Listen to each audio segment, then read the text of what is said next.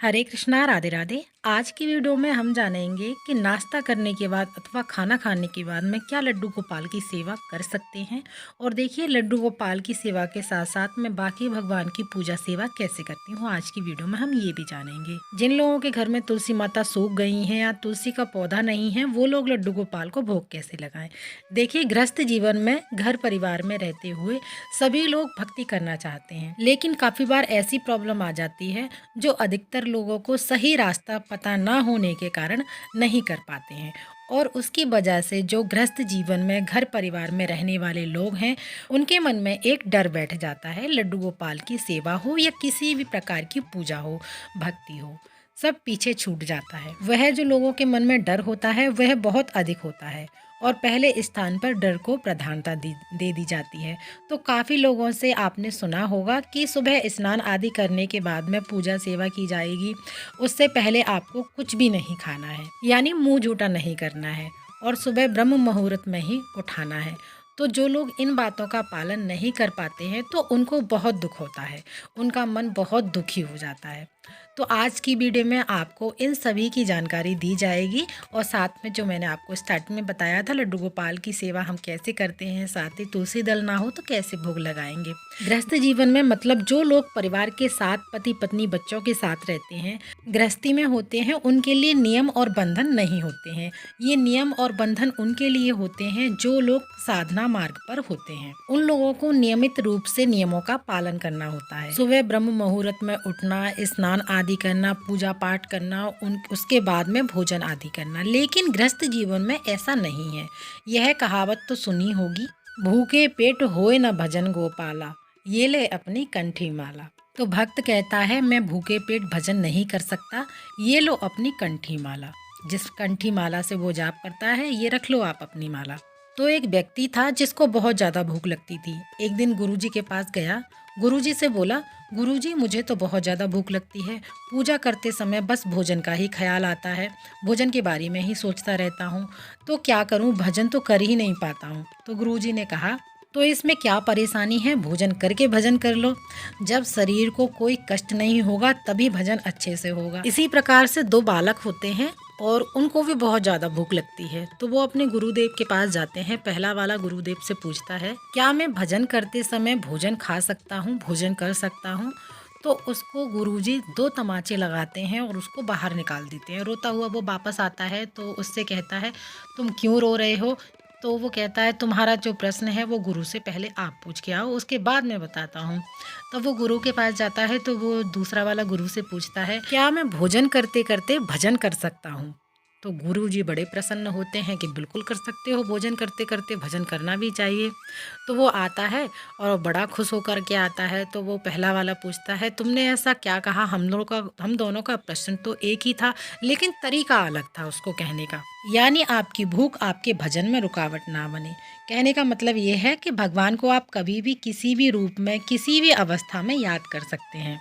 अगर आपको ज़मीन ठंडी लग रही है तो आप बेड पर बैठकर भी पूजा यानी भक्ति कर सकते हैं। मेरे पास एक बार ये प्रश्न आता है कि दीदी हमारे घर में इतनी जगह नहीं है, एक ही कमरा है जिसमें तख्त लगा हुआ है, उसी पर हम सब व्यक्ति सोते हैं और वहीं पास में मंदिर है और इतनी भी जगह नहीं है कि खड़े होकर हम वहाँ पर पूजा कर सकें, तो बेड के ऊपर ही बैठकर हम पूजा करते हैं। तो देखिए, ऐसा होता है, भगवान हमारे भाव देखते हैं, ये सारी चीज़ें मैटर नहीं करती हैं। जब भी आप पूजा करें उस बिस्तर को थोड़ा सा साइड कर दें, आपका जो भी पूजा का आसन है उसे बिछाकर आप पूजा कर सकते हैं। तो अपने प्रभु को, अपने ठाकुर जी को याद कर सकते हैं। कहने का मतलब है आपके शरीर को कोई बीमारी है और आप दवा खाते हैं, आपके लिए आपको टाइम पर नाश्ता करना है और साथ में दवा भी खानी है टाइम पर। तो पहले स्वास्थ्य को ठीक करना ज़रूरी है, तब आपका स्वास्थ्य ठीक होगा, तभी आप भक्ति अच्छे से ठीक से कर पाएंगे, ठाकुर जी की सेवा कर पाएंगे। वरना आपको पूजा में यही चिंता सताती रहेगी, मेरा नाश्ता लेट हो जाएगा, मेरी दवाई लेट हो जाएगी, उसके बाद मुझे खाने के बाद भी दवाई खानी है, तो नाश्ते की नहीं खाई है तो अभी खाने के बाद मैं कैसे दवाई खाऊंगी। तो देखिए, ये सब कार्य करने के बाद ही आप अपनी पूजा भक्ति कीजिए। कीजिएगा, ऐसा इसमें कोई दोष नहीं है। इसलिए अगर आपको जल्दी भूख लगती है तो आप नाश्ता करने के बाद भी लड्डू गोपाल की सेवा कर सकते हैं, पूजा सेवा कर सकते हैं। अब देखिए बहुत सारी ऐसी प्रॉब्लम्स हैं, लोगों को बीमारियां हैं जिनके जो दवाई खाने के बगैर काम उनका नहीं चलता है। सुबह से उनकी दवाइयाँ स्टार्ट हो जाती हैं, तो क्या उसकी वजह से वो लड्डू गोपाल की सेवा नहीं करेंगे, भक्ति नहीं करेंगे? और जैसे आपकी जो भी दिनचर्या है वो सारे कार्य प्रभु को समर्पित करें, सेवा में समर्पित करें, अपने ठाकुर जी को समर्पित करें। समर्पित करने का मतलब ये नहीं है कि जब आप ठाकुर जी के पास बैठकर माला जप करेंगे तभी आप वो समर्पित करेंगे। सबसे पहला है घर परिवार की जिम्मेदारियां संभालते हुए जितना कर सको अपनी सुविधा अनुसार उतनी ही करना चाहिए। बोझ अपने ऊपर बिल्कुल भी ना बनाएं।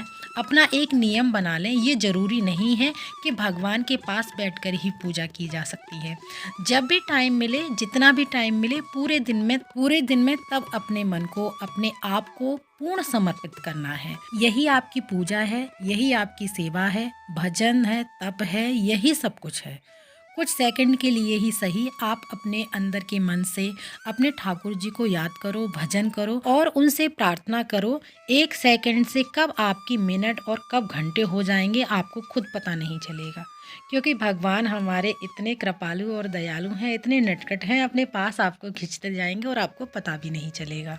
आपके अंतरतः मन तक, हृदय तक भक्ति का ऐसा घड़ा भर जाएगा तो आपको ऐसी किसी भी बात से डरने की कोई भी जरूरत नहीं है। गृहस्थ जीवन में रहकर भक्ति करना बहुत ही आसान है। प्रभु के निकट पहुंचने का बहुत आसान रास्ता है। अपने परिवार, अपने घर के सभी कर्तव्यों का पालन करते हुए दिन में जब भी टाइम मिले आप ठाकुर जी को दिल से जरूर याद कीजिएगा। चाहे 1-2 सेकंड ही सही, लेकिन याद जरूर कीजिएगा। यानी अपना भोजन करने के बाद भी आप भजन कर सकते और आपका शरीर भी कहेगा अब मैं भी संतुष्ट हूँ, तो दोनों साथ में मिलकर भजन करेंगे।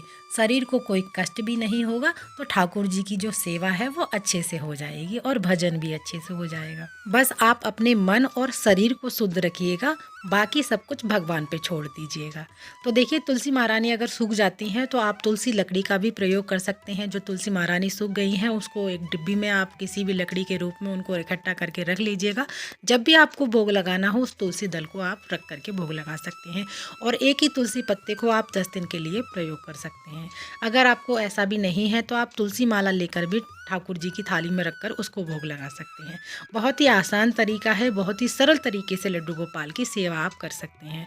तो यहाँ पर मैं थोड़ा सा भजन कीर्तन करते हुए और जब मेरी पूजा पूर्ण हो जाती है तो 1 लोटा हम सूर्य भगवान को लास्ट में जल समर्पित करते हैं और 1 तुलसी महारानी में जल समर्पित और साथ में ही मैं सभी भगवान की पूजा सेवा करती हूँ और इसी तरह से करती हूँ जैसे मैं आप लोगों को वीडियो में दिखाती हूँ। तो आज की वीडियो में दी गई जानकारी और सेवा अच्छी लगी हो तो प्लीज़ वीडियो को लाइक ज़रूर कीजिएगा, साथ ही चैनल को जरूर से सब्सक्राइब करें। वीडियो अच्छा लगा हो तो वीडियो को लाइक शेयर जरूर कीजिएगा। फिर मिलते हैं अगली वीडियो में, तब तक के लिए आप सभी को राधे राधे।